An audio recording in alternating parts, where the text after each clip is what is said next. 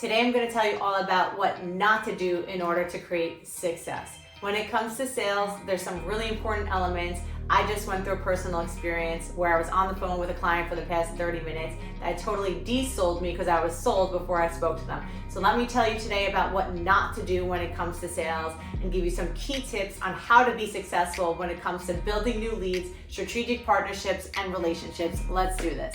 So I'm recording this as live as it can be. This is absolutely no plan, no script, no notes, no nothing. I just got off the phone for about 30 minutes. I was on a Zoom. I met this individual about a year ago at an event, and they reached out to me one time but never followed up. We kind of went back and forth in an email. Nothing happened a year ago. We ran into each other again. They saw what I was doing now, saw some success in some of my businesses, and now this time they were super interested and a little bit more persistent, so I had the meeting with them. I really liked the product. I really love the idea that they're building. But here's what happens. Every time I talk to this individual, they just talk about themselves. And I realized it this time when I was on the 30-minute call. They spoke for 95% of the call. I really wanted to learn about the product. I have a service-based business. I'm looking to be able to provide value to my clients in so many different ways. And this tool could definitely be one of those ways. But here's the thing. Dealing with this individual is really challenging because I gave her the floor to have 30 minutes and she sat there and spoke about herself the whole time, about all her different accomplishments, things that are coming up for her personally, but was not talking about the business. So I kept trying to bring it back, talk about the business. I didn't really understand what the intention was and why she was acting like I was going to boost her up in some way. I think it was just clout and ego. But what was missing here is one really key important fact, and it's self-awareness. Self-awareness is an essential component to try to learn when it comes to relationships in general, whether it's personal, sales, business, etc. Self-awareness means that you're aware of your perceived self and how you're acting and being received by others. That's what the definition of self-awareness is when it comes to my definition, at least. So self-awareness is something that always needs to be in the forefront of your head when you're developing a relationship that you have an intention to test out or see if there's anything strategic there or continuous, intentional.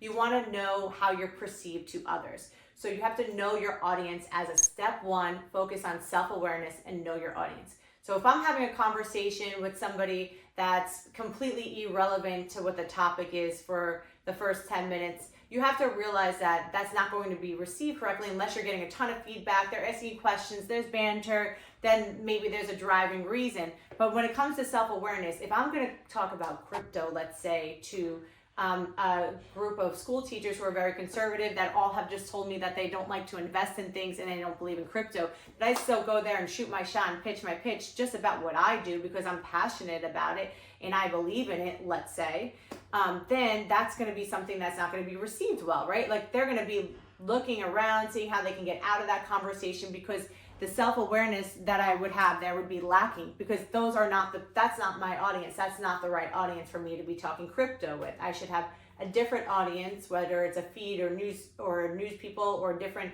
friends that are into it as well or hobbyists, but it's not those people that just told me they're not into it. I shouldn't still be talking about it in that sense. So that's exactly what happened here. I just kept wanting to know more about the product. So I asked about revenue, recurring revenue, what does your platform look like? What resources are you guys utilizing? Loyalty, and these are all important factors. When it comes to building a strategic relationship, people want to do business with people they want to do business with. That's never going to change. People want to do business with people they want to do business with. It makes it so much easier. So much of our life and time is consumed into business, right? The more driven you are, the more you think about it, the more obsessed it can be. It floods into your personal life. It just becomes a lifestyle versus work, business, balance, forget it. It's all one. You want to do business with people you want to do business with. People that you know that are loyal. People that you know that have integrity. People that you know that you can trust, right? And people that you have a relationship with. So you don't have to get along in every other aspect of life and can have completely different hobbies, but you want to know that that person is driven and that if you give them your business, that they're going to handle that business in the best capacity that they can, that they're going to provide quality, they're going to treat it like as if it's for their own family, that they're going to treat it with the best white glove service that they can. And that's what you want to feel when it comes to business, right? And doing relationship with other people. So what happened in this scenario for me, I realized that I really liked the product, but I really didn't want to do business with this person. Every time that this was a conversation, our time is our most valuable asset. And my time is now being sucked out for 35 minutes talking about something completely irrelevant for your ego. That's not something that I want to get on just to get to the point. No matter how much value you can provide my clients, I don't trust this process, and I don't like where the intentions are either. So to me, that went from potential lead to now no lead, and now I'm not interested. Although what I will do is look for a competitor instead. Life goes on. The second thing you need to do is be aware of their physical nature and eye contact. So if you're having a conversation with someone, they're engaged, they're gonna look you right in the eyes, and they're gonna lock eye contact with you, they're gonna be very interested, and they're not gonna be looking all around. But if you see that this individual starts to scurry, look around, maybe they're on a Zoom, you see those flashing lights happen if they have a reflection like glasses like I do, or a picture in the background, you see those flashing lights happen, that means they're looking at something else. They're no longer interested. If it's a live conversation, maybe they're starting to text on their phone. You can see by their body language and their posture, they're just starting to disengage instead of being focused and engaging on you. So pay attention to that, because they came into this conversation for a reason. There was a window of opportunity. There still is a window of opportunity. That's why they took the conversation with you. That's why they're engaged in the conversation with you.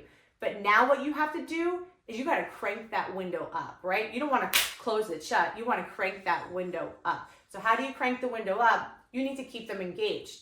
What happens is studies show that when it comes to webinar presentations and demos that are done online, the engagement is super high in the beginning and it's super high at the end.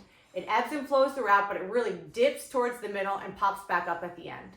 Why is this? Because in the beginning, it's direct, it's fresh, it's conversational, you have their attention, you guys go back and forth with a quick exchange, and then you get into it. Their eyes start to glaze over, they want to just get to the meat and potatoes of just the information they need. And at the end, you probably negotiate, let them know prices, and you can have a conversation about next steps. So what you need to do is now you have to figure out how to bridge that gap and keep it consistent so that it just doesn't flow, instead of ebbing, just flow down, right? And get them disengaged. How do you do that? Have an interactive conversation. Instead of it making it the you show or your product show for 90% of the time and doing a quick Q&A at the end, you want to make sure that they are interacting with you. So ask them questions as you go, right? Like make sure that they know another question is going to come up, because that's going to keep their focus there, right? When we are just in such a distracted world, right? We are in such a distracted world. It is so hard for us to stay focused. Now, this will help keep them engaged by asking them questions. Another way that you can test just to see if they truly are engaged, or if they're just answering your questions just to answer them, because I know now it's kind of like a pop quiz and it can happen at any moment, is ask them if they have any questions. You want to make sure you fulfill their questions. Even if you have a whole beautiful presentation or lay of the land, or a way that you're used to having conversations when it comes to your product or your service from the sales perspective, you want to answer their questions, because if those questions remain unanswered, they're either going to become so disinterested that they just move on to the next thing or forget about it, or they just decide that, hey, my questions weren't answered, so subconsciously it wasn't for me. It's not a fit. They're just going to mark it off as an X, which is not what you want to do.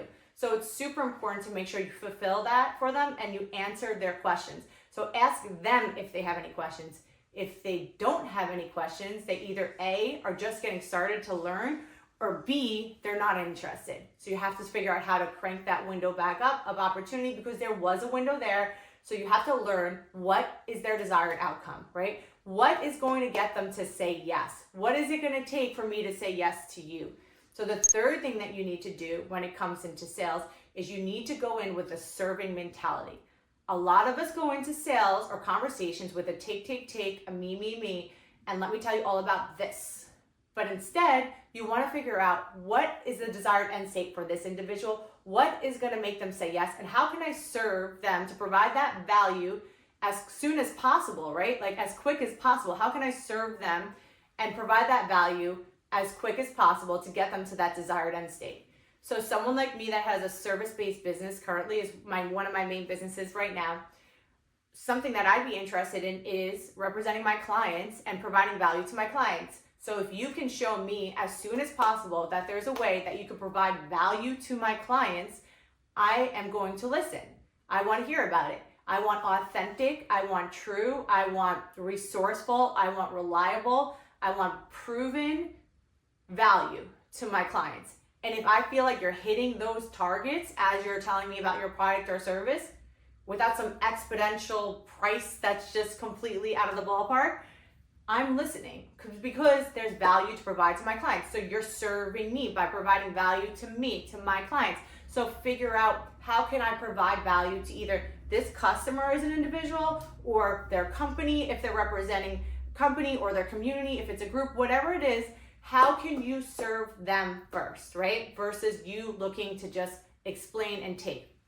Super important. It's the same thing. It's like, we love to give out gifts, right? That's always a good feeling when somebody receives a gift and thanks you, versus just taking a gift, which feels nice too sometimes for some of us, but majority of us like to provide gifts, right? Especially when they're not asked for. So if you ask someone for a gift, it's not going to feel the same when someone's asking you for a gift or asking you for money or whatever it is, and you have to give it to them. You feel more of an obligation versus being able to serve them at your own beck and will, right? So I choose to give you this because I thought of it and I want to give you this, and it's going to be received in a different way versus me fulfilling an obligation, which feels like an obligation, which is your ask because you now need this, right? Like, you're asking me for this because whether you need it, you want it, whatever it is, you're desiring it, and I'm fulfilling something for you. It feels different when we can go out of our way to choose to serve you first, right? So make sure you always go in that relationship with a serving attitude. That's the third thing you're gonna wanna do when it comes to sales. My name's Danielle Michelle. I'm a serial entrepreneur. I'm giving you content like this all the time, dropping new stuff every week. So make sure you hit that like and subscribe button. I'm only doing this because I wanna give back. I love the energy. Nothing to sell, everything free, providing value. So look forward to seeing you on your journey. Let's keep in touch and connect, and have a great week.